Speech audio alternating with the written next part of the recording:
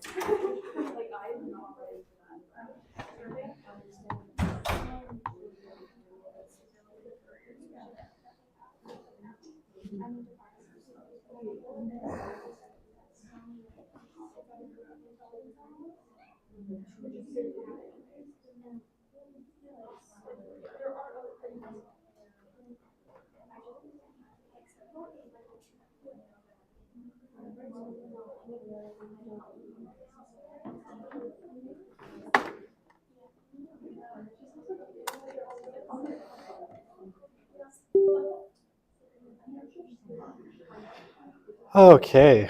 It helps if I plug in the cable. All right. Whoa. I keep thinking there's a microphone in this class, but there's just a really weird echo. Okay. So it's October somehow or other. October has come and it makes no sense. Okay. Couple of things to go over. So I just got a message from L'Oreal about an hour ago saying that she has finished marking all of the mini lab number ones. So you should all have feedback on your mini lab. I looked through a few of the ones she did. They look really good. She's, if anything, giving you she's doing the grad student thing where she gives you way more feedback than I ever would. It was like, I'd be like, bad, exclamation mark. That's how you know it was very bad. No, I obviously don't just do that. But she get like tons of feedback on most of the questions. So it looks like she did a really good job. So if you haven't had a look at them yet, have a look. If you have any questions about the research question, how you might reformat it, feel free to talk to her in the lab tomorrow or reach out to me and we can kind of help you along with that. Lab tomorrow, the one that was supposed to be last week. I confirmed with her. She's actually going to be there this time. No more confusion in dates. So she will be there tomorrow. So show up. And I don't think I changed the due date because there's just a million things in my brain. And I will do that sometime, hopefully today. Change the due date for mini lab number 2. I think a couple of people already submitted it. So all good. So yes, tomorrow lab, sorry, like literally I was in a Zoom meeting, like a department Zoom meeting until I walked into the room and hung up on it on my phone. So my brain is having a little bit of trouble transitioning. It's just like, I need more space between things. And Wednesday is my day of craziness, but I'm good. Okay. Okay. Any questions, like anything? Sorry, sometimes there's too many things going on in life and it's just a madhouse in my head. I'm sure none of you can relate. Any questions about anything? Due dates, labs? Hopefully not the meaning of life because I have not figured that one out yet. Okay, yeah, please. I just want to clarify our midterm date the 16th. You pushed it to Wednesday? After Thanksgiving, yes. Unless you all want to meet me here on Thanksgiving Monday to do an exam. I can let you in. I have keys to the building, so no. But yeah, we'll push it to the 16th. I also had to meet with the Oxford rep today because their question bank for their textbook is garbage. So I told him, your question bank for your textbook is garbage. And he's like, oh, tell me more. I'm like, what? I hate you guys. He's like, oh. And I'm like, make better. So he's supposed to send me an email from their tech team, hopefully fixing it. This is, yes, crazy days. All right. What am I talking about? We're talking about survey questions. Yay, survey questions. So we started just a little bit on survey questions last time. We won't redo these. Okay. What kind of things can you ask in survey questions? Okay, so this one's the easiest. Personal factual questions, right? So things like all sorts of demographics would fall into this. Age, occupation, number of cars owned, number of children, right? Things about their life that you might want to know. Race, ethnicity, languages spoken, right? There's a billion things under this category. Now, I will say, just so no one gets confused, when it comes to your mini lab number 2 and for the major lab, I have put very serious limits on what you can do for this type of question. You might see in the assignment, it says no demographic questions. Okay, and the reason is because students of the past, who are always ruining things for the students of the present, instead of actually writing survey questions, they would defeat my assignment by writing things like, how old are you? How much money do you make? Where do you live? Right? So instead of like for the major lab writing interesting questions related to their research question, they would attempt to defeat me by being like, I wrote a perfectly adequate question. I asked about their age. So you can't do that. It's just for the record, so that I'm forcing you to write real questions about your research question. So yeah, no demographic questions. Really would have to have a good case for why you would put this kind of question in your assignments. And again, it's not that these questions aren't important. They don't require, shall we say, the most skill to write. So just keep that in mind. And like I said, always I'm fighting a war with you against the students of the past. So I'm sorry about that. The sins of the father, if you will. Okay, I've been here so long, it might actually be your father's, who knows. Okay. Come on, stop it. I need to buy a better pen. All right, very carefully draw a box. Okay, factual questions about others. So, if you're asking questions about other people, you're asking me, something about my neighbor, or about, I don't know, a historical figure, or whatever it is, right? Like, what color was Napoleon's white horse? Something like that. Obviously, there can be problems because people may not know anything, right? So that you may not know what your neighbor is thinking. You might not know any of those things. You might not know how many cats your neighbor has, or whatever it happens to be, right? So when it comes to factual questions, you can ask them, but you would have to have a really good rationale and a good sense that people are going to know the answer to those questions. Generally, though, questions about people's perceptions of others. So if you want to know, like, what do you think of a political figure, right? What's your opinion of Pierre Poilievre, Donald Trump, Justin Trudeau, any political figure, any celebrity, well-known figure, perceptions about your neighbors, these are all acceptable. And sometimes, actually, these can be weirdly, I'll tell you some of the weird stuff that happens with survey questions. Sometimes about the perceptions of others is actually is a really clever tool for understanding how people view their community, and sometimes what they are actually thinking but would be too ashamed to admit. So like a really weird example of this was, if you go back to the 2016 US election, if you recall, I don't know, that was a while ago for you, seems like yesterday for me. One of the things that happened is all the polling got that election wrong, right? So very famously, Donald Trump won a completely surprise election. I remember because I was not paying attention because I assumed that Hillary Clinton was going to win. And then my mother texted me, it's like, I can't believe Trump won. And I started laughing maniacally because I thought it was so funny. And I think I laughed for about 20 minutes as I was checking the results because I'm like, this is some elaborate joke my mother is playing on me. It was not, and it was hilarious. The subsequent 4 years, less hilarious, but that's another story. Okay, so what happened is nobody got this right except for one pollster, right? And the weird thing about that one pollster is he asked what's called the neighbor question about political opinion. And sometimes this works really well. What in the actual name of hell? Okay. I love you, but I hate you. So the neighbor question. And so instead of asking people like, are you going to vote for Donald Trump?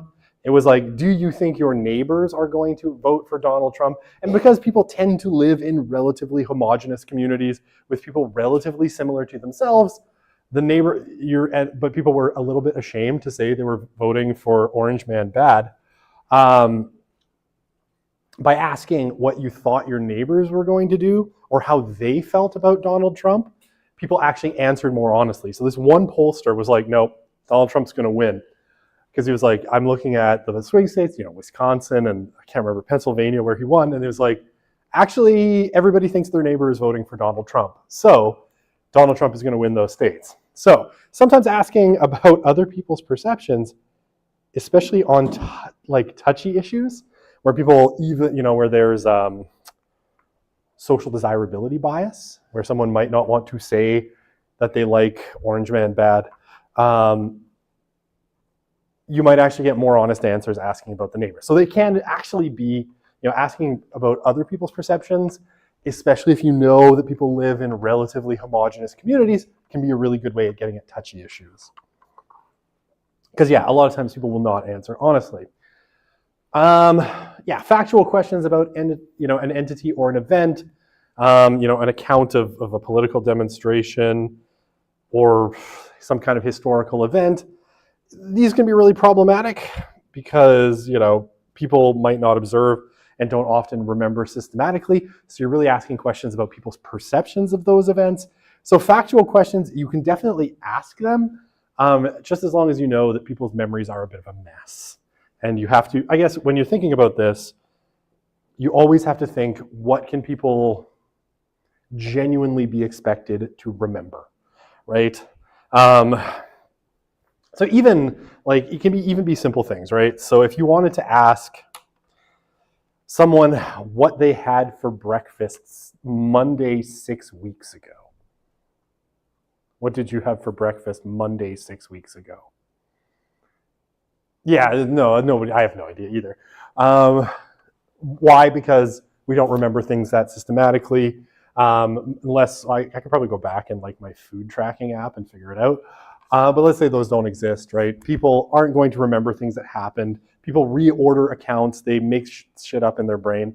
Memory is really problematic. So for factual questions, you really have to be careful. And sometimes when I've seen assignments written for this class, people will create these kinds of questions, asking, what you did 6 months ago. And I'm like, I don't know that people are going to remember that, so here's my favorite ones, and they're always problematic. It's like, how did you feel when COVID started? And it's like, I don't know, that was 4 years ago, right? And the further it gets away, or there was ones like, how did exercise help you cope with COVID? How often were you exercising at the beginning of COVID? And I'm like, I don't know if anybody could possibly remember that. And you're almost certainly going to get some social desirability bias. It's like, I was going to the gym 7-8 times a week. Stupid COVID ruined everything. That's why things are the way they are. Right? So, people will lie. But you do have to kind of worry about people's memories when it comes to even factual questions about their lives. Right? Because memory is such a flawed process. And so it has to be something that's relative. If you're asking, it would have to be relatively recent and something that people could, reasonably remember. Asking, what they did 6 weeks ago, even, or what they ate 6 weeks ago could even be a problem. Okay, types of questions. Attitudes, so social attitudes about particular topics, right? So really popular, especially in political polling, things like attitudes about the economy, right? Do you feel like Canada's economy is going in the right or the wrong direction? What's your opinion of this politician? I mean, car brand, a lot of marketing. Car brands, clothing brands, fast food brands, any number of things that you can ask attitudes about a particular policy, government policy.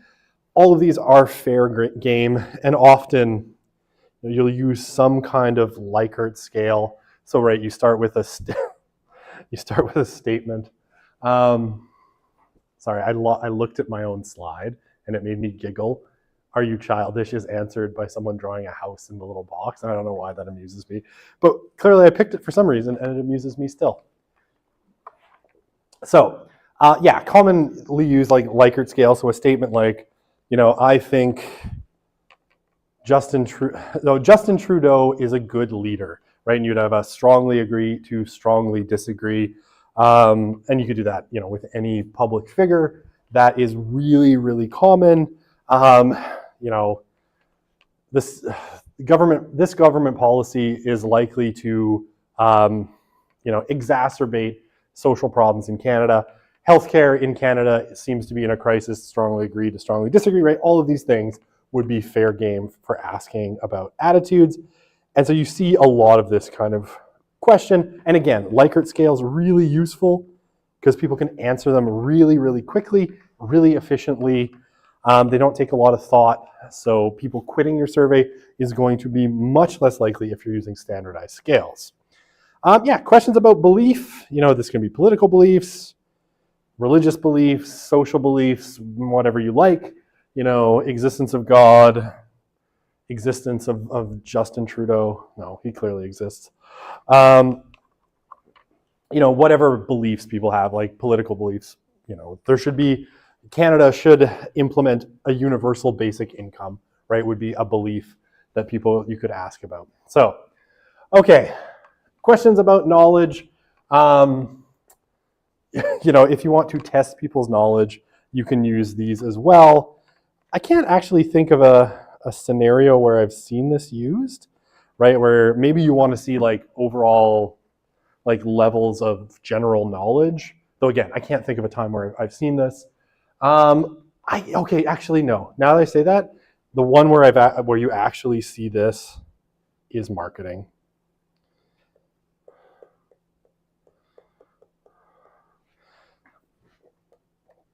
Marketing. So you might be asked questions, say, about a brand, right? General knowledge about a brand. I've seen a lot of these about advertising campaigns, like, hey, have you seen this ad? What do you know about this advertising campaign? This is an ad from TD Bank. What do you know about TD Bank, right? Did you know that TD Bank was something, So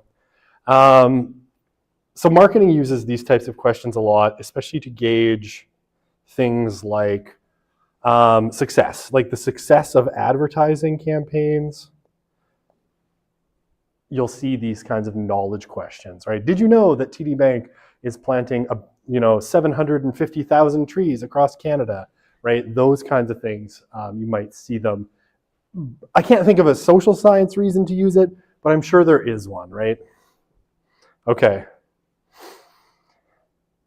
Okay, so this one's actually rules for designing questions. Obviously, keep your research question in mind. Is any particular question that you're designing actually serving the purpose that you want it to serve, right? Is it actually, how to put this? Is it answering part of your research question or getting you some kind of knowledge that you need? And sometimes you can get a little bit derailed, right? Sometimes in writing survey questions, you might think that you have come up with something absolutely fantastic, something that works really well, and then you go back to your research question and you're like, what actually is this question doing here? And I see this a lot. And when I was doing my own survey design, I took this to my friend Dorothy because she does this for a living, right? She's actually an evaluation specialist. She writes these kinds of survey questions for a living. So usually, well, some of these are the bitterest fights you can imagine. I will take my survey questions to her and see what she has to say. And she's like, what are you actually trying to find out with this question? And sometimes the answer was, I don't remember. And then you take that question out, right? But make sure it's giving you some kind of information that is key to your research question. Yeah, what exactly do you want to know? Be specific. For things like, standard of living, you could ask things like, how much disposable income they have, how many children they have, how many hours they work, right? You could ask any number of things related to standard of living. Just make sure that whatever question you have is very specifically tailored to finding something out about, say, standard of living. Okay, and this is a really important one. We'll kind of have you do this as part of the second mini lab. Is to put yourself in so do your own, sorry, this sounds harsh. Do your own damn survey. Try it one time, right? If you have to take a couple shots of tequila and then, read your own survey question. Sorry, this is terrible advice. Do a couple shots of tequila and then try to answer your own survey. I say this because you want to defamiliarize it a little bit and, because you clearly understand always what you meant in your survey question, but try to put yourself in the position of someone else who's answering it, who A, maybe doesn't know jargon, B, doesn't care nearly as much as you do about whatever you're trying to find out, and C, might be reading it really, really quickly. So again, if you can find a way to kind of defamiliarize yourself with your own survey, think about how would I answer this question, right? So yeah, test your own survey. I would also say, and like I said, we'll have you do this with your 5 questions on your mini lab. Ask someone else to do it or pilot your questions, right? Even if it's your mom, right? Even if it's informal or your best friend or, if there's someone you don't like and would like to inflict pain upon and you want them to do your small survey, feel free to do that. But pilot the questions, right? So that someone else looks at your answer set and if they're like, I actually don't know how to answer these questions. And trust me, this happens all the time. I don't do it as much anymore, because I just have no time. As I just told you, I'm apparently in meetings as I'm walking places, as they're discussing whether this class should even be a requirement for the SOC degree. Okay. All good. I'm being made redundant. I just got this job. Okay. What the hell was I talking about? I don't remember. But yeah, sorry. I got lost in my own joke. That happens sometimes. Piloting your thing, right? Getting someone to test it. They may not understand what you're supposed to answer. It's really important because when you actually put something out in the world, I remember what I was saying. I see a surprising number. I used to do lots of surveys, and a surprising number, I would just be like, I don't know. I don't know how to answer this question. Why is this question here? And then because I am a pain in the butt, in the end section of the survey, it was like, any suggestions about this survey? And I'm like, questions 8, 14, 17, 22, 56 were terrible questions for the following reason. They're at a page, and I'm like, I don't know who reads these, but I just needed you to know that you would have, I think I once said, you would have failed my intro to social methods class for writing these kinds of questions. Good day, sir. I said good day. But yeah, test your questions, right? Because sometimes what might seem perfectly apparent to you, because again, you care about any topic you're researching more than the people taking your survey, it helps to pilot it. And sometimes, let's say you're working for a client, right? Because this might happen. If you're very lucky, you can make money doing this, shockingly enough. sometimes your client wants a really specific piece of information, and you as the researcher then have to craft questions to try and figure out how to ask this to someone who does not know jargon, and for whom, if you phrase it in the way that your client conceives of it, is going to make no sense to someone in the general public. So I'll give you an example from my own life, because, examples are fun. I was doing a research study for basically Covenant Health through their secret non-FOIPable funding arm, Catholic Health of Alberta. This was very important to them, that nothing I did could be requested through freedom of information. I don't know why. It was very banal and very basic research. But one of the things they wanted to know is how the general public perceives the tenets of Catholic social teaching. Now, Catholic social teaching is incredibly complicated, and it uses a lot of very churchy language. And so I wrote these out. I wrote like the tenets of Catholic social research, and I had like a strongly agree to strongly disagree. And I took this to Dorothy, and she was like, "The fuck does any of this mean?" And I'm like, "It means this." And she's like, "Yeah, write that." I'm like, "Oh. Okay." So we distilled Catholic social teaching down into much more basic terms, like I care for, I think in Catholic social teaching is like, the earth is our common home, and it is the duty of all human beings to care for that. And it was like, I care about the environment. Strongly agree to strongly disagree, right? We should take care of the poor. Anyway, so again, we had to take something complex, and I was like, yeah, I know what this means, right? Because I, read it, and she's like, yeah, people are going to look at this and be like, I have no idea. So put yourself in the role of the responder. This is going to sound bad. Assume your respondent is stupid.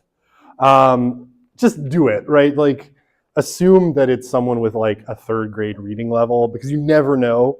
Or someone who's super distracted. Like, put on Metallica as loud as you can in headphones and try to do your own survey. I swear to God, do this in as distracted a state as you can. Anyway, sorry. How would you answer this question when you're incredibly distracted? Like, again, just imagine the worst scenario. Like, someone is trying to do this survey and their kids are like banging on a pot in the background, and they're just trying to fill out your survey because they want 50 points on Leger Web. Not that Leger would ever give 50 points, it's like 2. And just like, okay, can I answer this question when I'm literally at my worst? You've run a marathon, you're sleep deprived. No, I'm kidding. Let's not go to extremes. But yeah, always try to think, how can I answer this question, and put yourself in like a slightly uncomfortable state to do your own survey, or have a friend do it. And because you're imposing on them, they'll already be annoyed with you and hate you. All right, or maybe that's just me. Okay. So, yes, I may have. Oh, yes, these are fun. Okay, avoid ambiguous terms. Always avoid ambiguous terms. So,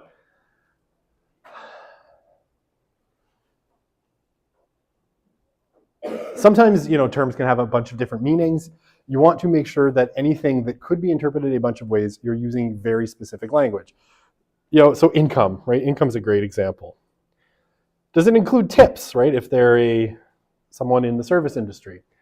Investment income, after-tax income, do you want to know what their salary is, right? Or before tax? You live in Canada, so your after-tax income is 0. But before tax income, right? So you want to be really clear on what you mean with particular terms, if they can be ambiguous. So make sure you avoid that. Okay. Avoid long questions. I mean, this one is just like, again, kind of towards the, try to put yourself in the state of, if someone's really distracted and they don't really care, are they going to read your really, really long question? I mean, at most, 2-3 sentences should be at very most. 2-3 sentences should be the max length of a question, right? I have seen surveys with paragraphs for a question, and it's like, I don't want to read this much in order to do this, right? So all of this, like this has to do with, basically people exiting, right? You don't want people to exit your survey, and if all of your, like one long question might be okay, if you have 20 questions and they're all really long, someone is going to feel like you just poured them into like War and Peace, and they're answering like survey questions in the middle of War and Peace, and you do not want to do that to people. So avoid really long questions. They need to be very much to the point. If you can cut 3 words off, if you can cut out the ways in which, do it. Or any kind of extraneous language, but just like try to condense your questions down into the shortest possible form while you're still getting your point across, right? But you really, really want to avoid this. Again, marketing surveys are notorious for this, for asking really long, convoluted, and complex questions, because a lot of marketing people arrogantly think that they can do this kind of research, but have never taken like a class on survey design. Everybody thinks survey design is easy until they actually try to do it. Okay, so that one's pretty easy. Avoid double-barreled or more questions. Okay, so what is a double-barrel question? A double-barreled question is a question that is asking essentially about 2 different things at the same time. Was the course interesting and informative, right? Or let's put it on a Likert scale. The course was interesting and informative, strongly agree to strongly disagree. What if the course was informative, but not interesting? How would someone answer that, right? Or what if, like this class, it's informative. Well, actually, this is informative but not interesting. Sorry, informative but not interesting. But what, I don't know, maybe it's interesting, right? But at the end of the day, your professor was psychotic and you come out of the class and you're like, man, that was an interesting class about nothing, right? I'm sure you've taken that class at some point. Ashley's like, yes, it was with you. No, I'm kidding. I'm joking. So if you're asking about 2 different things, this should be 2 questions, right? Was the course interesting? Was the course informative? Right? This should be 2 questions. So if there are 2 things, make sure you split it into 2 questions. And maybe you don't need to ask both. How satisfied are you with your pay and working conditions?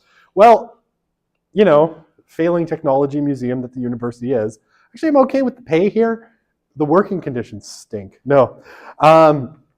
Especially like when all the bathrooms in Torrey were out of commission and you had to go to a different building, it was very bad. So yeah, these could be 2 different things. Someone could love the pay and hate the working conditions, or vice versa, right? They could hate the pay, but I like who I work with, it's a nice environment, and all of that fun stuff. Now, I just want to say, please don't do this, but also please do this.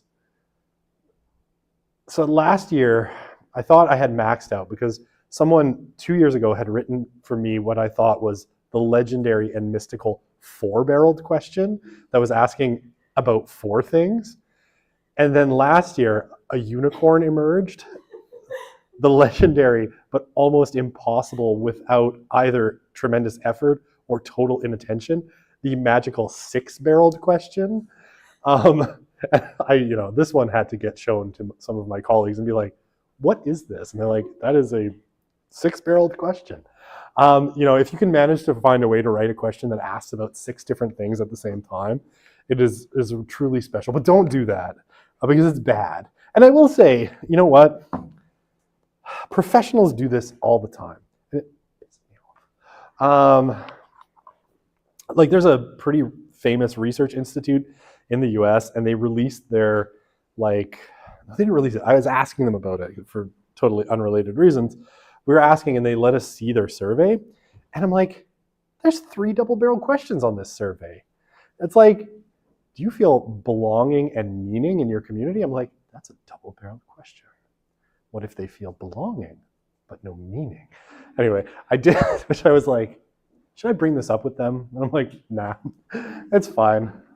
I'm like, but anyway, professionals do this, right? And this honestly is not a shoddy, like this is big funding, professionals, they do some great stuff. Their data visualization is amazing.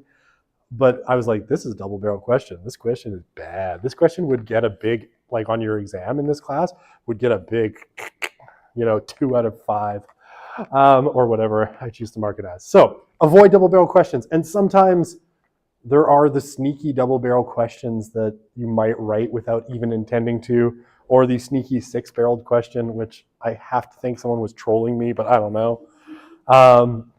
If you can write an 8-barreled question, I'll be deeply impressed.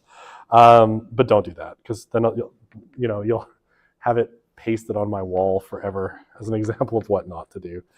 I will never show it to classes because that's not nice. But I will tell the joke about the student that wrote the 6-barreled question. So questions should be about one thing at a time.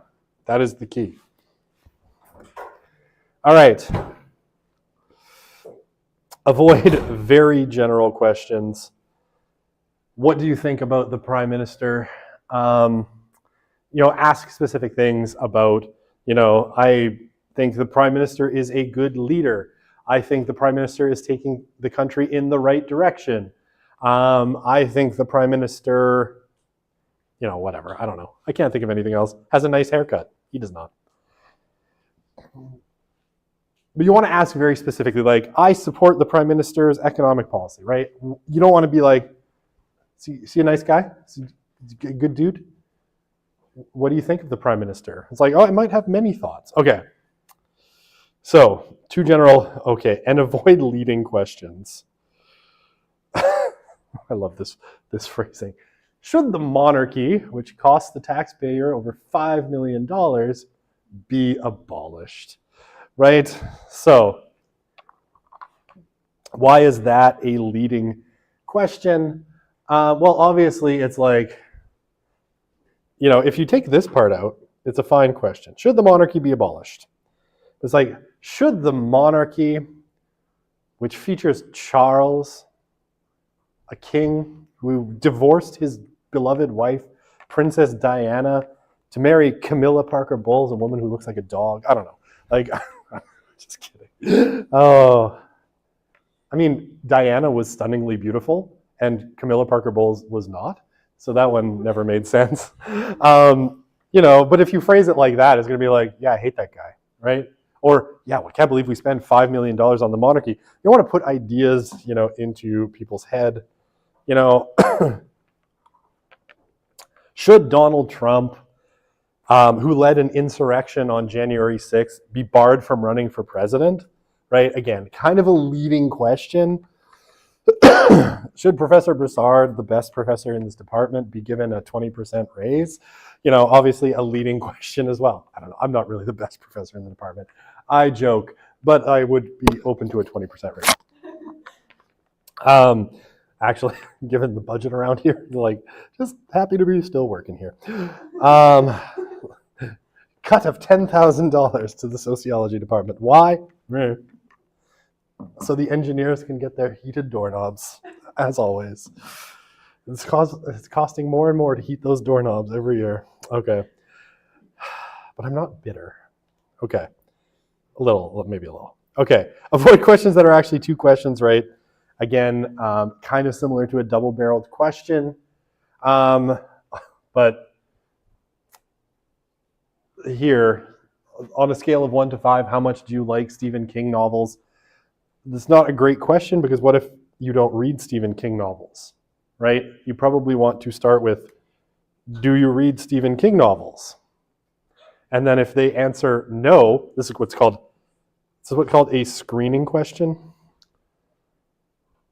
And if they do, then you can ask, on a scale of 1 to 5, how much do you like Stephen King novels, right? So generally, this question sort of implies that people read a Stephen King novel. If you don't know that, you might want to ask. Did I go forward or backwards? Okay. So avoid, questions that basically assume that someone would be interested in a particular thing or like a particular thing. So if you need to ask 2 questions, that's okay. Yeah, so this one comes down to please don't use double negatives and negatives in general. You should probably, most of the time, we phrase things relatively positively, right? And then you give people a chance to agree or disagree. Do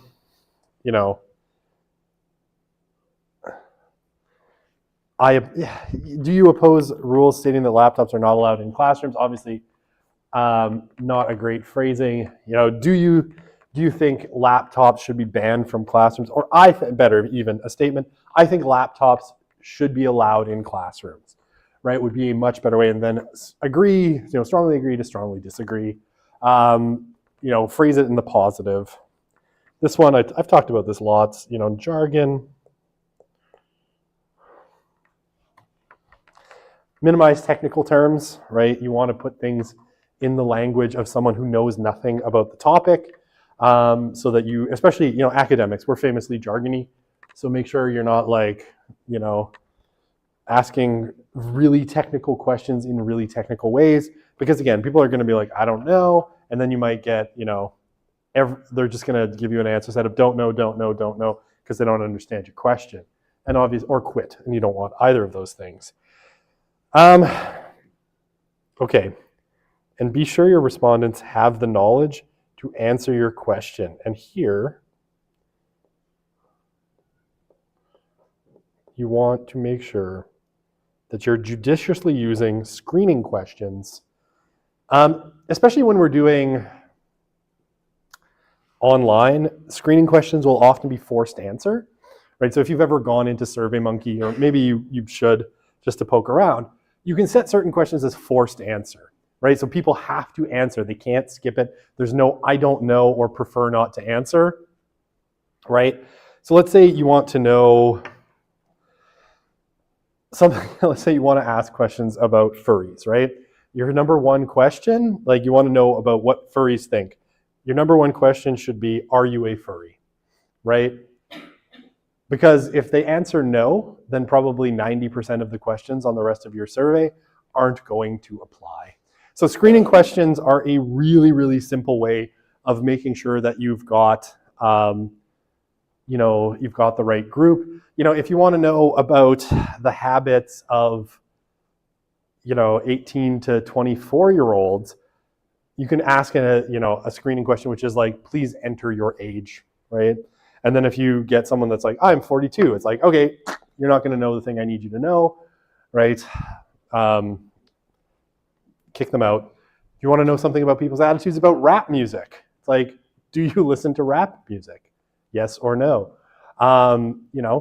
If they say no, you kick them out. And it's like, thank you for your time. You have not earned any points on this survey because you are not part of the audience we're looking for. So screening questions, really helpful for sorting people and making sure they know what you need them to know. Okay. How much time do I have? 4 minutes. I can do this. Is it 4 minutes? 4 minutes. Okay.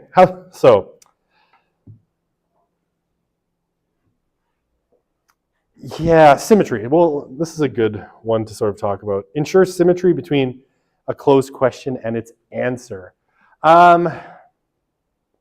So basically, here, this is basically saying your answers have to make sense to the question you're asking.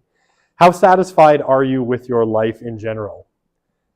Very good doesn't really make sense, right? So it's like, it should be, how satisfied are you with your life? Very satisfied, somewhat satisfied. Neither satisfied nor dissatisfied. Somewhat dissatisfied or dissatisfied, right? Because, you're leading with satisfied there. So very good, obviously doesn't make sense. And I know this seems super basic. And you're like, duh, Professor Broussard, this is so simple. People get this wrong constantly in this very class after I've talked about it. Now, to be fair, not everyone attends. So there could be that. But it's actually really easy to get this wrong and to basically have no symmetry between your answers. Okay, last one. Maybe we'll do one last one, and then we'll leave it, come back on Friday, because today is not in fact Monday, though it feels like Monday. Yeah, ensure your scales are balanced. So again, this is really basic, but people make these mistakes all the time. Even professionals make this mistake. Overall, the quality of instruction in the course was excellent, very good, good, satisfactory, and poor. So obviously the problem here is that, let's see if I grab my highlighter. All of these things are some scale of good, with only poor being bad, right? And it's like straight up bad. It's not like, excellent, very good, satisfactory, in need of improvement, poor, right? It's just like straight up, yeah, it's great, really good, good, yeah, it's all right, terrible.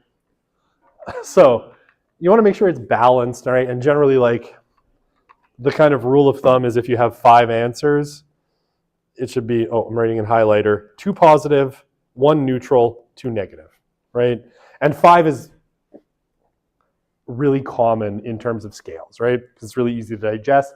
Just make sure you're not like excellent, terrible, awful, the worst, right?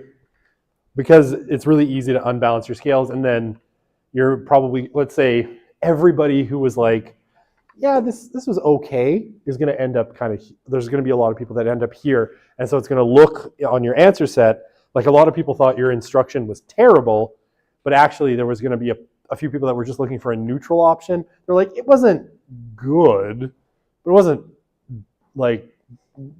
wasn't terrible, but I'm just going to choose poor because there was something I didn't like, right? Okay.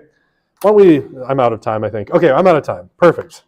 We'll continue for some time. Wow, there are way more slides here than I thought. All right, we'll keep on going on Friday.